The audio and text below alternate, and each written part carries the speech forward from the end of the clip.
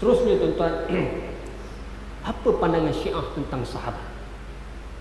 Sebab dia duk agung sangat ahli keluarga Nabi. Ahli keluarga Nabi yang dah terbukti tadi dah, mereka ni bukan pencinta ahli keluarga Nabi, tapi pengkhianat kepada ahli keluarga Nabi sallallahu alaihi wasallam. Jadi kita nak tahu, kalau kamu kata cinta ahlul bait kami ahli sunnah, no problem.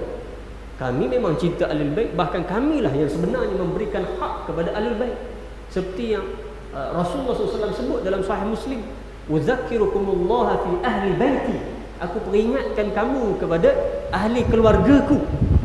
Itulah ahli sunnah yang memberikan hak kepada ahli keluarga Nabi. Tidak melebih-lebihkan dan tidak mengurangkan hak mereka. Bukan seperti Syiah, disempitkan ahlul bait itu hanya kepada beberapa individu. Jadi sekarang ni kita nak tahu pula, Syiah, bagaimana kamu dengan sahabat? Kami tak ada masalah dengan ahlul bait. Kamu pula dengan sahabat macam mana? Tuan-tuan, kitab yang dikarang oleh Al-Khumaini, Kitab At-Tahar, kitab bersuci, dia cerita tentang masalah bersuci, tentang najis-najis dan sebagainya. Sampai satu part dia cerita tentang masalah adakah golongan nawasib, golongan khawarij. Nawasib iaitu orang yang membenci Nabi, membenci ahli keluarga Nabi. Itu nawasib. Yang orang Syiah dia anggap kitalah ahli sunnah, orang yang membenci ahli keluarga Nabi. Sebab kita tak bagi ahli keluarga Nabi jadi khalifah, gantikan dengan Abu Bakar, Umar dan Uthman. Kemudian dia kata khawarij, iaitu golongan yang memberontak ke atas pemerintah, yang dia kata juga ni ahli sunnah juga.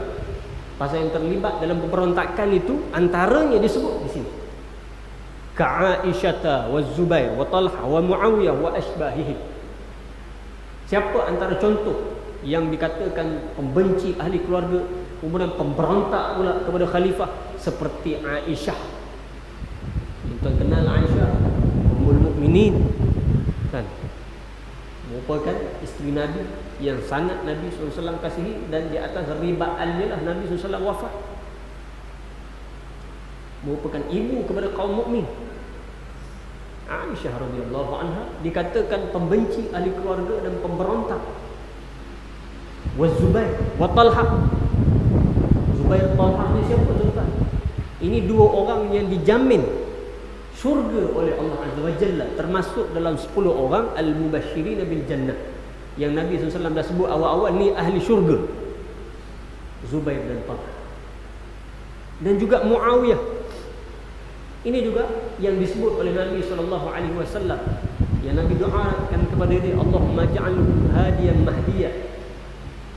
Nabi SAW kata, ya Allah, kamu jadikanlah dia ini sebagai petunjuk dan mendapat petunjuk. Dia bagi petunjuk dan dia dapat petunjuk. Wah jadi, dan berikanlah petunjuk dengannya. Mana hebat Muawiyah ni, bukan calon orang yang didoakan oleh Nabi dan doa Nabi makbul. Kata orang Syiah ni, Aisyah, Zubair, Talha, Muawiyah ni, walaupun dia itu kita tak jumpa dalil, kata Khumaini, yang mengatakan dia ni najis. Walaupun tak jumpa dalil yang mengatakan Sayyidatuna Aisyah, Sayyiduna Zubair, Talha, Muawiyah ini najis, mereka itu sebenarnya wa in kanu akhbasu minal kilal wal khanazir, sebenarnya lebih kotor daripada anjing-anjing dan babi-babi. Lebih kotor daripada anjing-anjing dan babi. Wal'iyadzu billah. Ini kalimah siapa tuan-tuan? Di mana perginya ayat Allah Ta'ala sebut dalam surah At-Taubah ayat 100. Was-sabiquna al-awwaluna minal muhajirin wal ansar walladzina ittaba'uuhum bi ihsanin radhiyallahu anhum wa radu' anhu wa a'adda lahum jannatin tajri tahtaha al-anharu khalidina fiha abada dzalikal fawzul 'azim. Dan mereka yang terdahulu, yang terawal di kalangan muhajirin dan ansar, dan mereka yang mengikuti mereka dengan cara yang baik, Allah Ta'ala tuan-tuan redha kepada mereka dan mereka redha kepada Allah. Dan Allah Ta'ala sediakan buat mereka itu syurga-syurga, di bawahnya ada air-air sungai yang mengalir. Demikianlah satu kemenangan yang paling besar.